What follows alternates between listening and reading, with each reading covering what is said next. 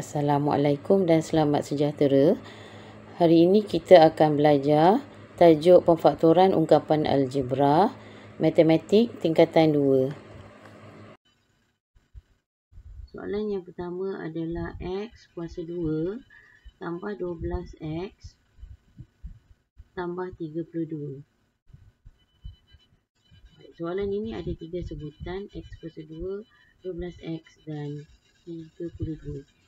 Jadi kita nak jawab, kita kena gunakan kaedah darab silang. Baik, kita gunakan kaedah darab silang.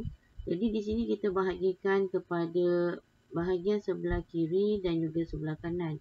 Untuk bahagian sebelah kiri, operasinya adalah operasi darab dan bahagian di sebelah kanan dia menyebabkan operasi tambah.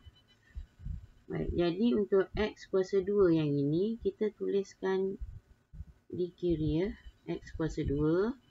Kemudian 12X, positif 12X, kita tuliskan di bahagian bawah kanan. Positif 32, kita tuliskan di kawasan kiri, 32. Baik. Jadi macam mana dapat X kuasa 2? X kuasa 2 adalah hasil darab daripada X darab X. 32 pula ya, adalah hasil darab daripada 8 darab 4, kita akan dapat 32. Jadi kita boleh letakkan 8 darab dengan 4, 32. Okey, 8 darab dengan X di sini. Kita akan dapat jawapan dia 8X.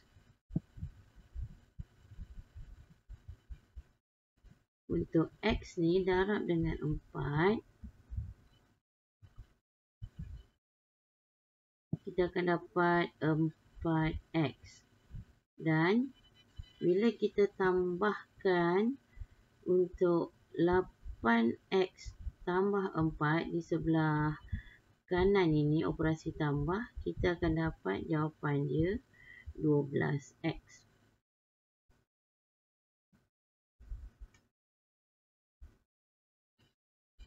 Jadi jawapannya di sini kita kena tulis dalam 2 kurungan. Baik, apa yang kita nak tulis dalam kurungan pertama, kita boleh ambil X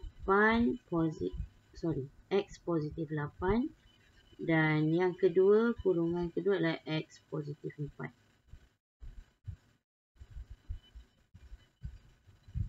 Jadi boleh tulis X positif 8 dan X positif 4.